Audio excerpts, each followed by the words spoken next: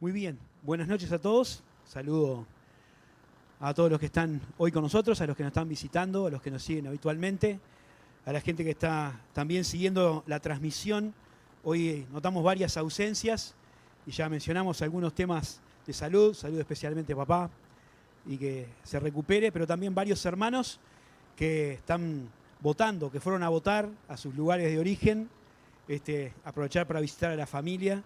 Así que bueno, no los tenemos acá, pero sabemos que estarán siguiéndonos o que estarán viajando, así que oramos para que el Señor les guarde. Es un día especial y damos gracias a Dios por la posibilidad de vivir en un país donde tenemos las libertades que tenemos para predicar el Evangelio, para abrir la iglesia, para compartir nuestra fe. Y recordar que la iglesia es una institución que está por encima de cualquier color político. No estamos acá pregonando una ideología u otra, sino que nuestro mensaje es un mensaje que alcanza a todas las personas de cualquier ideología, de cualquier cuadro de fútbol, no importa. Estamos para predicar el Evangelio y estamos para decir que la verdadera solución a los problemas del mundo no es una determinada idea, sino es Dios. Y Dios cambiando el corazón de las personas. Así que más allá de quién gane o tenga la mayoría o lo que sea, nosotros confiamos en lo que dice la palabra. Dios es el que pone y saca a las autoridades y la responsabilidad de la iglesia es orar por los que están en eminencia y sujetarse a las autoridades que nos toquen. Pero bueno, no tiene nada que ver eso con el tema que vamos a tratar hoy.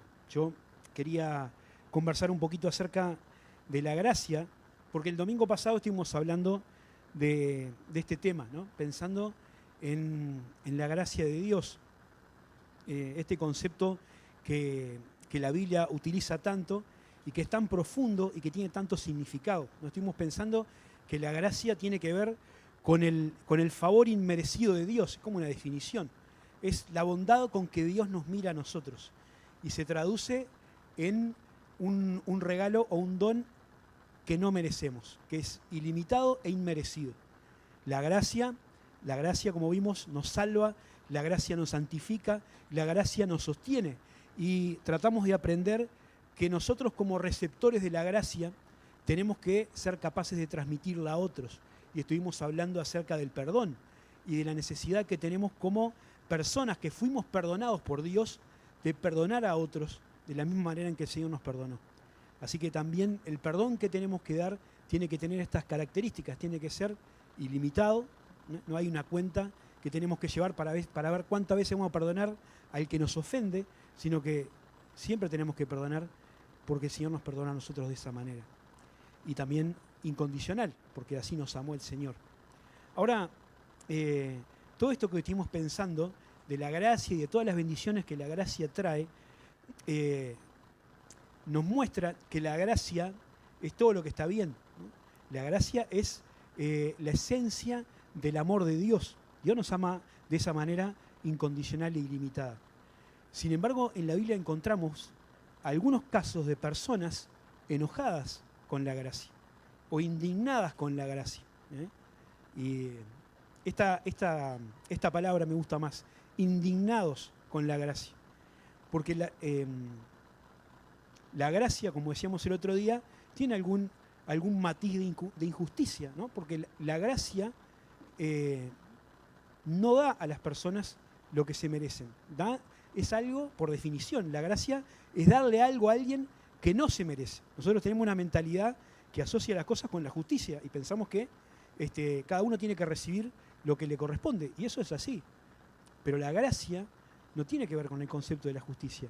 La gracia da a la persona lo que no se merece, lo que no se merece. Y esa sensación puede generar cierta actitud de injusticia. En el caso de la gracia que Dios da, no se puede considerar de esta manera porque no hay ningún perjudicado ni ningún damnificado. La gracia siempre da por encima, nunca menos. Y la gracia no perjudica a nadie, es de costo estrictamente del que la da. Y en el caso de Dios, como pensábamos el otro día, es así. Dios, que nos perdonó una deuda impagable, es el que asumió el costo. Nosotros hemos recibido la bendición del perdón, pero no nos costó nada. Fue toda una obra de la gracia de Dios.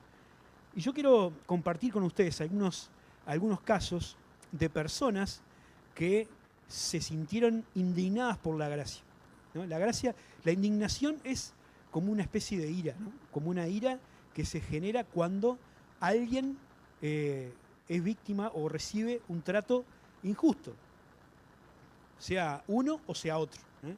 Cuando uno siente que algo no está bien, entonces siente esta actitud, este sentimiento de la indignación. Y vamos a mirar una parábola también, como el otro día leímos un poco más adelante, en Mateo capítulo 20. Es una de mis parábolas favoritas.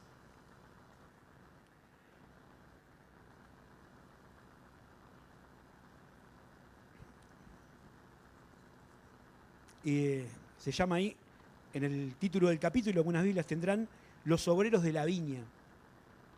Mateo capítulo 20, versículo 1 dice: porque el reino de los cielos es semejante a un hombre, padre de familia, que salió por la mañana a contratar obreros para su viña. Y habiendo convenido con ellos en un denario al día, los envió a su viña.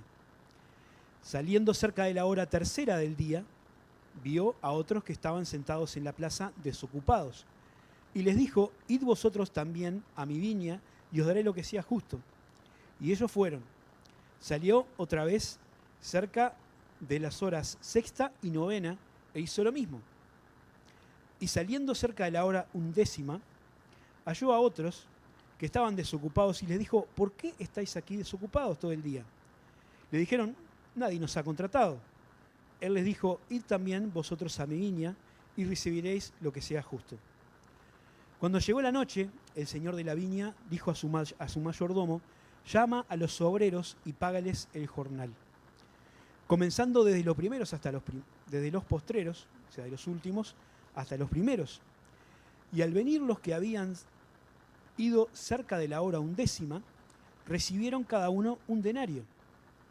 Al venir también los primeros, pensaron que habían de recibir más, pero ellos también recibieron cada uno un denario. Y al recibirlo, murmuraban contra el padre de familia, diciendo: estos postreros han trabajado una sola hora y los has hecho iguales a nosotros, que hemos soportado la carga y el calor del día. Él, respondiendo, dijo a uno de ellos: amigo, no te hago ningún agravio. ¿No conveniste conmigo en un denario? Toma lo que es tuyo y vete. Pero si quiero dar a este postrero como a ti, ¿no me es lícito hacer lo que quiero con lo mío? ¿O tienes tú envidia porque yo soy bueno? Así los primeros serán postreros y los postreros primeros, porque muchos son llamados y pocos escogidos.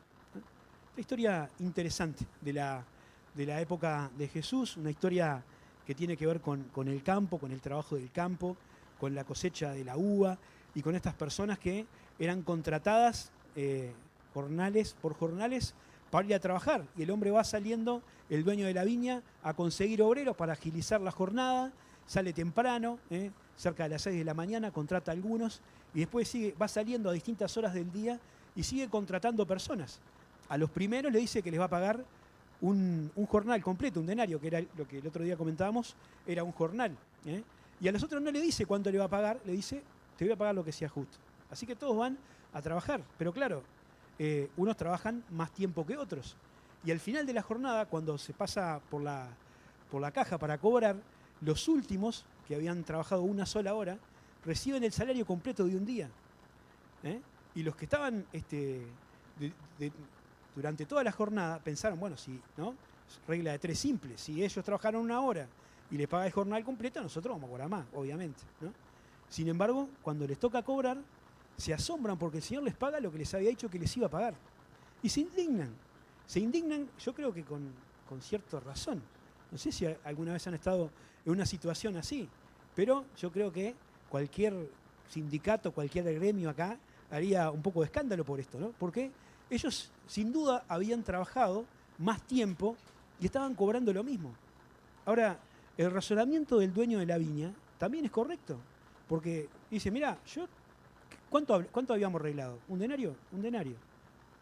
¿Qué problema tenés vos si yo le quiero pagar más a esta otra persona. ¿Cuál es el problema? Y la parábola cierra ahí con esa frase del Señor, me es lícito hacer lo que quiero con lo que es mío. Y habla de los llamados y los que son los escogidos. Siempre comentamos, cuando leo una parábola, siempre me gusta recordar que para poder entender qué era lo que Jesús quería decir con una historia, Jesús no se dedicaba a contar cuentos, a hacer stand-up, ¿no? El Señor contaba historias porque quería ilustrar un punto, una enseñanza. Entonces, para entender qué era lo que Jesús quería enseñar, hay que ver por qué contó esa historia, ¿no? O ese cuento, porque era como una escena de la realidad. Y ahí estaba hablando, o estaba contestando un poco a lo que Pedro había dicho. Viene hablando de la historia acerca del joven rico y de cómo él había rechazado seguir al Señor porque tenía muchas posesiones. Y Pedro, después de esa historia que le dijo que era muy difícil que una persona que confía en las riquezas encontrara a Dios o la salvación, dice Pedro en el versículo 27 del capítulo 19, dijo Pedro: Señor, he aquí nosotros lo hemos dejado todo y te hemos seguido. ¿Qué pues tendremos? Y Jesús empieza a hablar ahí acerca de cuáles son las recompensas para los que deciden servir al Señor. Y hay una enseñanza general, ¿no? Que hay una recompensa para los que quieren servir al Señor y para los que vivimos una vida de fidelidad a Él, pero trata de sacarnos la idea de que la remuneración o la recompensa en el reino de los cielos guarda alguna relación con la forma en cómo se recompensan las cosas en el tiempo en que nosotros vivimos o en nuestro mundo. Los valores del reino de los cielos muy a menudo son distintos que los valores en el mundo en el que nosotros vivimos. Jesús dice, en el mundo en el que nosotros vivimos, ¿no?, las personas importantes se enseñorean de las menos importantes y las tratan con un poco de desprecio y las mandan para aquí, para allá. En el reino de los cielos, el más importante es el que sirve. Y ese es un ejemplo de cómo el reino de los cielos tiene otros parámetros. Y acá nos enseña que las recompensas en el reino no tienen una relación directa con el tiempo en el que uno sirve al Señor o lo que deja para servir al Señor. Acá hay una expresión de la gracia de Dios. Dios va a dar a cada uno conforme a su labor, pero va a actuar según su soberanía y según su gracia. Y nosotros tenemos que aprender a reconocer y aceptar la gracia de Dios, para no estar del lado de las personas que cuando ven la gracia de Dios se enojan, cuando tendría que ser algo que nos alegra, porque no hay duda de que la gracia es una expresión del amor de Dios. Cuando Dios ama a alguien, cuando Dios bendice a alguien, o cuando nosotros somos alcanzados por la gracia de Dios, tenemos que regocijarnos. ¿Por qué, me pregunto yo, podemos llegar a indignarnos cuando Dios muestra su gracia con una persona? 3 cosas. La primera es cuando no entendemos lo que es la gracia, cuando tenemos un concepto distorsionado de la gracia. Si no entendemos bien qué es la gracia de Dios, entonces probablemente lleguemos a enojarnos cuando Dios muestre su gracia con otra persona. Y a veces nos puede pasar lo que le pasó a estos hombres de la parábola y confundir la gracia con la remuneración o con el salario, ¿no? Son conceptos diferentes. Nosotros cuando hacemos en la escuela dominical a veces le decimos eso a los niños, ¿no? La diferencia entre un premio y un regalo. ¿Cuál es? Ustedes que ya son egresados de algunos de la escuela dominical, bueno, algunos siguen viniendo a la clase, los mayores, así que siguen cursando. ¿Cuál es la diferencia entre un premio y un regalo? El premio se gana, el regalo se recibe, ¿no? Uno es el día de tu cumpleaños, llega la gente a tu cumpleaños y te trae un obsequio. ¿Por qué? Bueno, ese día cumplís años, está perfecto. ¿Hiciste algo para ganártelo? No, naciste ahí, que no fue nada que tenga que ver contigo, ¿no? O porque alguien un día quiere regalarte algo porque es tu amigo, se acordó de vos y te trajo un recuerdito de un viaje, lo que sea. ¿Hay algún mérito en el que recibe el regalo? No. Es una liberalidad de la persona que lo ofrece, porque te aprecia, porque te quiere o por las razones que sean. Es un regalo. No tiene nada que ver con el que lo recibe. El premio es diferente. El premio se gana. Cuando hay una competencia, una carrera, el que llega primero tiene la medalla de oro, el que llega segundo la de plata y así. No le voy a decir, bueno, medallas de oro para todo. Eso no tendría sentido. Aunque hay gente que piensa que tendría que ser así la vida. Pero hay una recompensa a la disciplina, al esfuerzo, al trabajo, al mérito.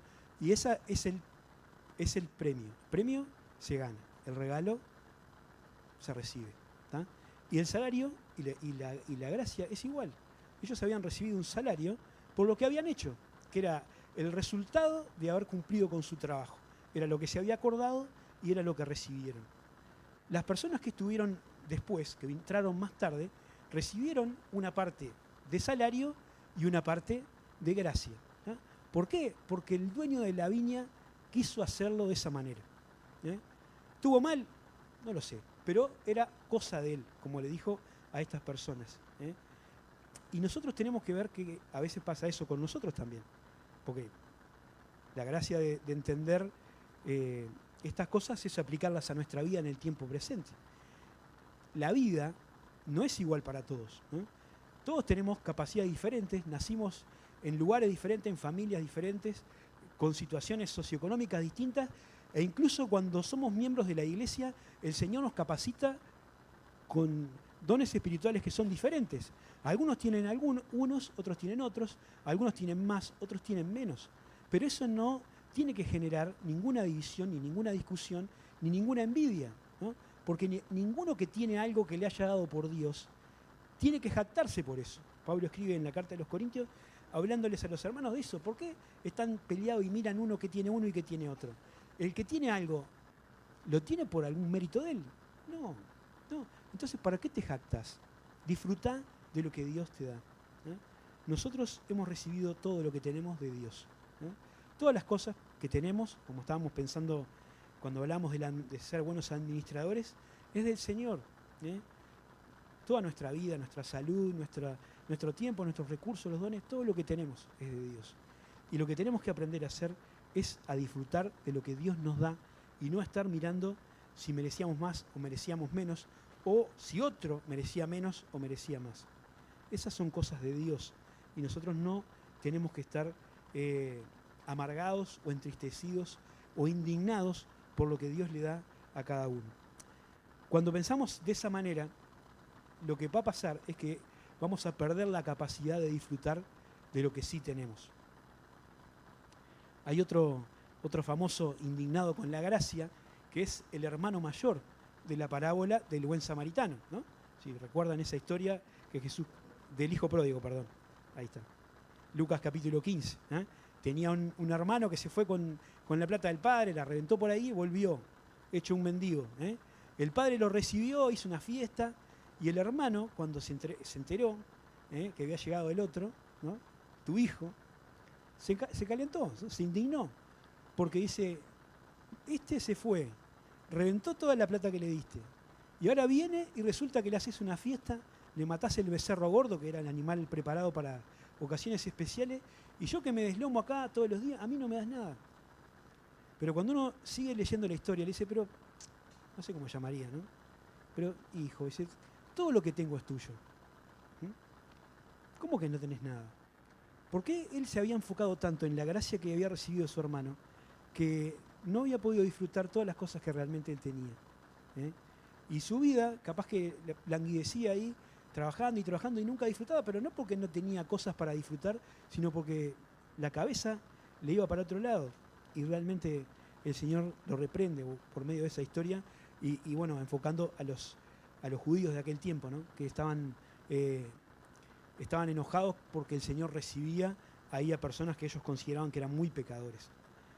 El apóstol Pablo era una persona que bien se podría identificar con aquel hijo, ¿no? Con el hijo pródigo, porque era una persona que había realmente malgastado mucho de lo que Dios le había dado. Había vivido una parte de su vida como un perseguidor de la iglesia, como alguien que había puesto todo su celo y sus capacidades en detectar cristianos, capturarlos y hacerlos renegar de su fe. Era bravo. Nosotros, a veces la Biblia no nos dice demasiadas cosas, pero sí algunas cosas que nos hacen pensar que el apóstol Pablo era alguien bravo, ¿no? La Biblia lo describe como alguien que respiraba amenazas y muerte. Era alguien que arrastraba a las personas fuera de su casa y las encarcelaba y las obligaba a que renegaran del Señor. Y no creo que fuera diciéndole, che, ustedes tienen que renunciar a esa fe, miren que están equivocados. No, no. Era un tipo violento. transformado por la gracia de Dios. Y el apóstol Pablo no se olvidaba de esa gracia. Y por eso dice en 1 Timoteo capítulo 1, versículo 12, doy gracias al que me fortaleció. A Cristo Jesús nuestro Señor, porque me tuvo por fiel, poniéndome en el ministerio, habiendo yo sido antes blasfemo, perseguidor e injuriador. Mas fui recibido a misericordia porque lo hice por ignorancia y en incredulidad. Pero la gracia de nuestro Señor fue más abundante, con la fe y el amor que es en Cristo Jesús. Palabra fiel y digna de ser recibida por todos, que Cristo Jesús vino al mundo para salvar a los pecadores, de los cuales yo soy el primero. Pero por esto fui recibido a misericordia, para que Jesucristo mostrase en mí el primero toda su clemencia, para ejemplo de los que habrían de creer en él para vida eterna. Y Pablo sabía que si él estaba haciendo lo que estaba haciendo, y si era lo que era por la gracia de Dios. En otro pasaje, Pablo dice, por la gracia de Dios soy lo que soy. Y he llenado todo del Evangelio de Cristo, no para que le pongan me gusta a la publicación, sino para que vieran la dimensión de la gracia que él había recibido. Otros habían estado con el Señor desde el principio, ¿no? Como Pedro y los otros discípulos habían seguido al Señor desde el principio. Pablo había pasado los primeros años de su vida persiguiendo cristianos y maldiciendo a Dios. Sin embargo, había recibido la gracia de Dios y él se gozaba en que el Señor le había mostrado su misericordia y por eso era capaz de disfrutar de la gracia de una manera tan impresionante. Nosotros tenemos que considerarnos también como personas que hemos recibido la gracia de Dios. No importa en el momento de nuestra vida en que nos convertimos, ni lo bien que según nuestros parámetros nos portamos y servimos al Señor. Tenemos que agradecer la gracia que nos ha sido dada y agradecer la gracia que Dios le da a los demás para disfrutar de esa obra que Dios está haciendo. Hay un salmo, el Salmo 103, que nos ayuda siempre a pensar en la gracia que hemos recibido para que en vez de mirarnos en la gracia que Dios da a otros y enojarnos, agradecer, ¿no? Dice el Salmo 103, no te olvides de sus beneficios. Acuérdate de dónde te sacó. No te olvides que Él te salvó. No te olvides que Él te libró. Eso más bien dice la canción, pero bueno, está basada en el Salmo. Hay otra razón por la que a veces podemos indignarnos con la gracia. Y es cuando no somos capaces de ver la gracia en nosotros. O cuando no somos capaces de dimensionar la gracia en nosotros. Recién pensábamos en Pablo. Pablo sí se daba cuenta de cuál había sido el enorme perdón que había recibido. Él dice, yo era perseguidor, era injuriador, era lamentable, pero fui recibido a misericordia, ¿no? Soy el peor de los pecadores.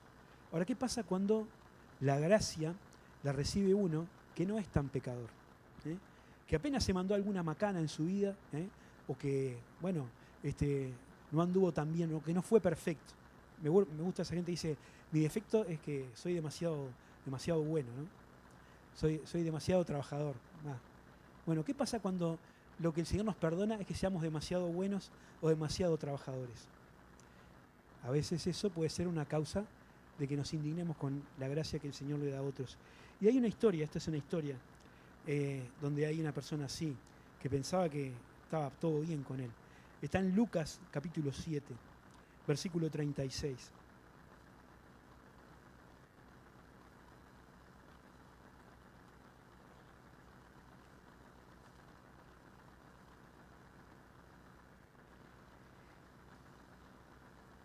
Lucas capítulo 7.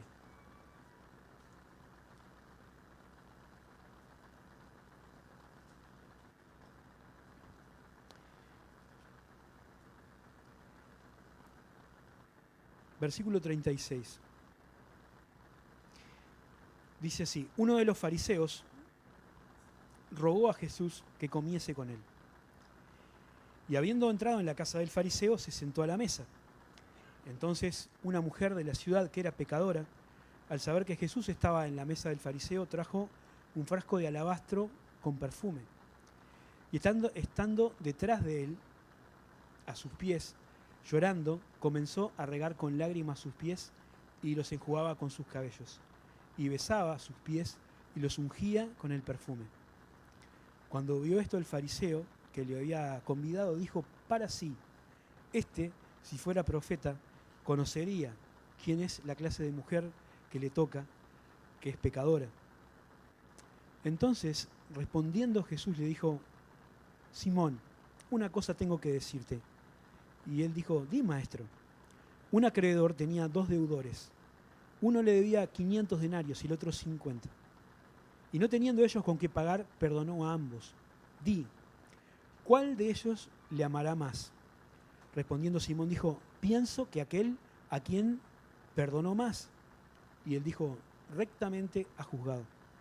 Y vuelto a la mujer, dijo a Simón, ¿ves esta mujer? Entré en tu casa y no me diste agua para mis pies, mas esta ha regado mis pies con lágrimas y los ha enjugado con sus cabellos. Y no me diste beso, mas esta desde que entré no ha cesado de besar mis pies. Y no ungiste mi cabeza con aceite, mas esta ha ungido con perfume mis pies. Por lo cual te digo que sus muchos pecados les son perdonados, porque amó mucho. Mas aquel a quien se le perdona poco, poco ama. Y ella le dijo, tus pecados te son perdonados. Y los que estaban juntamente sentados a la mesa comenzaron a decir entre sí, ¿quién es este que también perdona pecados? Pero él dijo a la mujer, tu fe te ha salvado, vete en paz. También esta historia es extraordinaria, ¿no? Jesús está en la casa de uno de los fariseos. Sabemos que este hombre pertenecía a una de las sectas o una de las facciones religiosas del tiempo de Jesús, personas muy celosas de la ley, muy famosas por la forma en que guardaban meticulosamente todos los mandamientos y por una vida que se mostraba muy recta. Sin embargo, Jesús había tenido o iba a tener en el futuro muchos encuentros o confrontaciones con ellos porque si bien tenían toda esa rigidez exterior, tenían una vida que no acompañaba tanto toda esa religiosidad. Y acá había invitado a este fariseo a Jesús a comer, pero en el curso de esa comida entra una mujer y se pone detrás del Señor, ¿no? Recordemos que en ese tiempo la gente no se sentaba a comer en sillas como nosotros, en mesas altas, sino que se recostaban generalmente en el piso o en una mesa baja. Por eso los pies del Señor estaban a su espalda, ¿m? Y la mujer de atrás lloraba sobre sus pies, los limpiaba con su pelo, ¿m? Y los mojaba o les rociaba con este perfume que había llevado. ¿M? Y esto le pareció mal a Simón. Y noten que la Escritura dice que ese razonamiento que él hace es en su corazón, en su mente. Él no dice nada verbalmente, pero empieza a pensar. Y dice, ¿no? Jesús, si fuera profeta, sabría qué clase de mujer es la que le toca. Porque cuando recién empezó Jesús en su ministerio y hacía todas estas cosas y hablaba de la manera en que hablaba, todos estaban tratando de ver qué era realmente el Mesías, era un tránfuga, ¿qué era? ¿Quién era el Señor? Entonces tenían esa inquietud. Y Simón empezó a pensar, bueno, si fuera profeta, sabría qué clase de mujer es la que le toca, porque es una mujer pecadora, seguramente conocida en la sociedad, quizás una mujer prostituta, una mujer de mala vida, no lo sabemos.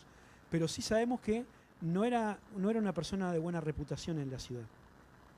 Pero el Señor, de repente le hace una pregunta, le responde al pensamiento de Simón, con esta historia que acabamos de leer. También hay 2 deudores, uno debía 500, otro 50, el Señor los perdona.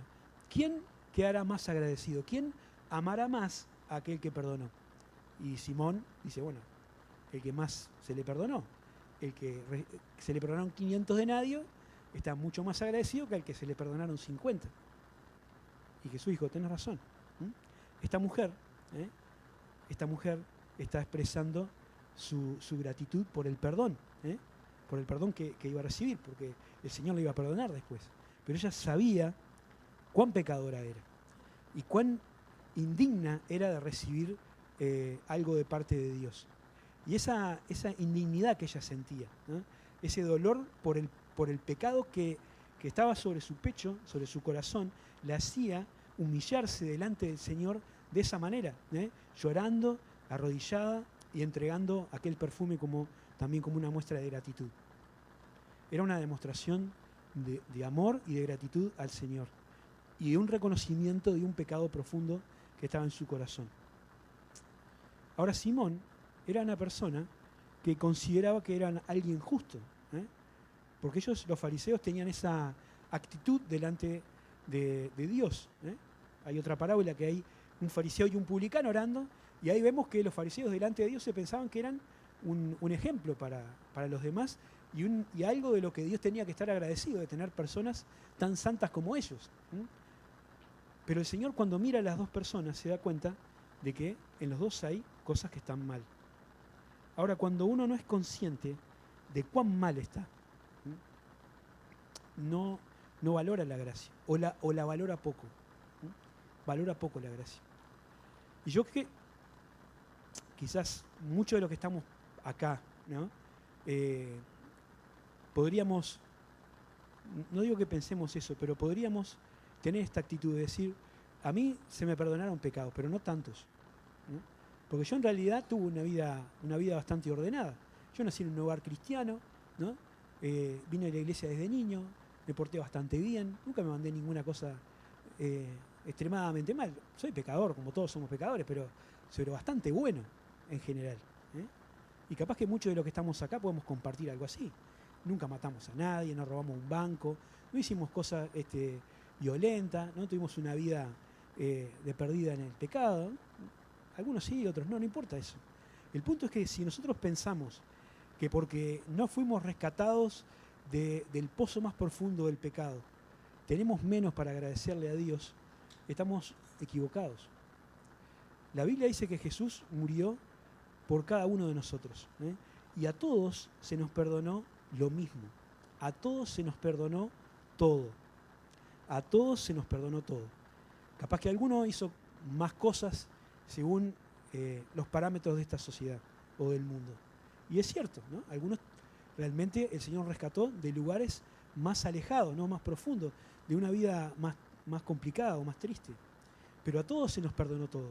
Ninguno de nosotros hubiera podido entrar a la presencia de Dios aunque hubiera cometido un solo pecado en su vida. Porque el pecado es binario, es 0 o 1, ¿eh? Si uno quebranta un mandamiento, dice la Biblia, es culpable de todo, así que no importa si fue poco o fue mucho. El pecado que hiciste, en el caso de que hubieras cometido uno solo, te condenaba lejos de la presencia de Dios. Pero el Señor murió por eso. Y el Señor te perdonó todo. Así que no hay nadie que pueda decir realmente, yo tengo poco para agradecer. Yo tengo todo para agradecer, porque el Señor me perdonó y me extendió su gracia, ¿eh? Me extendió su gracia. Y aunque a veces pensamos que nosotros estábamos bastante bien, ¿eh? En la escala de santidad, sin duda que tenemos que recordar que a nosotros se nos perdonó mucho, ¿eh? Se nos perdonó todo. Aquella mujer le extendió al Señor la cortesía que Simón no le había dado al llegar a su casa. No le había dado agua para lavar sus pies, no le había saludado con un beso, no le había ungido con perfume, todas normas de cortesía que eran habituales cuando un invitado llega a una casa. Simón no había hecho eso con el Señor. No creo que le faltaran recursos para hacerlo, solamente que no le dio mucha importancia. Pero el Señor dijo, está haciendo todo eso, ¿eh? Y creo que la lección es esta. Él ama poco porque Simón piensa que tiene poco para ser perdonado. ¿Y nosotros qué pensamos? ¿Qué pensamos que se nos perdonó el Señor? Cuando tenemos que amar al Señor y demostrar nuestro amor al Señor, no en palabras, porque decimos todos, ¿eh? Hablar es fácil, cantar más fácil todavía porque ni siquiera tenemos que expresar nosotros, decimos lo que otro pensó. Pero cuando tenemos que actuar y tenemos que demostrar el amor de Dios, ¿eh? Y traspasarlo a otros o mostrarlo en el servicio, en la devoción, en una vida que agrade a Dios, ¿cuánto estamos dispuestos a hacer? ¿Cuánto estamos mostrando lo que amamos al Señor? A veces nuestra actitud tibia o fría o poco comprometida tiene que ver con un pensamiento interior que jamás diríamos en público, de que a nosotros se nos perdonó poco, ¿eh? Entonces, bueno, vamos a dar en proporción a lo que creemos que se nos perdonó. Tenemos que cambiar esa mentalidad y recordar que el Señor nos perdonó todo. Había una canción, que no me acuerdo quién era el que la cantaba, que en la primera parte decía, si hubiera estado allí, al pie de aquella cruz, Jesús, gracias, ¿no? Y en una parte de la canción dice, bueno, pero en realidad yo estaba allí. No estábamos nosotros, no vivimos en el siglo I, ¿no? Antes, ahí en el momento en que el Señor fue crucificado, no fuimos nosotros los que martillamos los clavos ni los que escupimos al Señor. Pero todo lo que le pasó al Señor fue por nosotros. Así que no podemos dejar de recordar todo lo que se nos perdonó a nosotros y disfrutar de esa gracia y sentirnos también agradecidos cuando alcanza a otros, a lo que de repente se les perdona más. ¿Sí? Y la última cosa, para terminar. También nos podemos sentir indignados con la gracia cuando no entendemos a Dios. A veces no entendemos lo que es la gracia. A veces no entendemos lo que se nos perdonó a nosotros, la gracia aplicada a nuestra vida. Y a veces no entendemos cómo Dios obra. A veces tratamos de limitar la forma en que Dios obra. Y queremos que obre de acuerdo a lo que nosotros pensamos que tiene que pasar. Hay otro pasaje también donde hay personas indignadas, en Juan capítulo 8. Así que les invito a leer también, ya llegando al final, Juan capítulo 8, versículo 2. Jesús también está presente ahí y dice, y por la mañana volvió al templo y todo el pueblo vino a él y sentado él les enseñaba. Entonces los escribas y fariseos le trajeron a una mujer sorprendida en adulterio y poniéndola en medio le dijeron, maestro, esta mujer ha sido sorprendida en el acto mismo de adulterio. Y en la ley nos mandó Moisés apedrear a tales mujeres. Tú, pues, ¿qué dices? Mas esto decían para tentarle, para poder acusarle. Pero Jesús, inclinado hacia el suelo, escribía en tierra con el dedo. Y ellos insistieron en preguntarle. Entonces se enderezó y les dijo, el que de vosotros esté sin pecado, sea el primero en arrojar la piedra contra ella. E inclinándose de nuevo hacia el suelo, siguió escribiendo en tierra. Pero ellos, al oír esto, acusados por su conciencia, salían uno a uno, comenzando desde los más viejos hasta los postreros, quedando solo Jesús y la mujer que estaba en medio. Enderezándose Jesús y no viendo a nadie, sino a la mujer, le dijo, mujer, ¿dónde están los que te condenaban? Los que te acusaban. ¿Ninguno te condenó? Ella dijo, ninguno, Señor. Entonces Jesús le dijo, ni yo te condeno, vete y no peques más. ¿No? Acá esta historia también está genial porque hay una mujer que sin duda había cometido un pecado, ¿no? Obviamente no sola, porque el adulterio se necesita dos. Pero la habían traído a ella y habían traído delante del Señor para que el Señor emitiera un juicio. Pero el evangelista dice que no era una pregunta real, o sea, no estaban realmente interesados en saber qué era lo que pensaba el Señor, estaban tratando de acusarlo. Así que dijera una cosa o dijera otra, ya tenían pensado de qué manera iban a usar lo que Jesús dijera para acusarlo de algo. Pero el Señor al principio no les da mucho corte y después les tira una frase que lo deja liquidado, ¿no?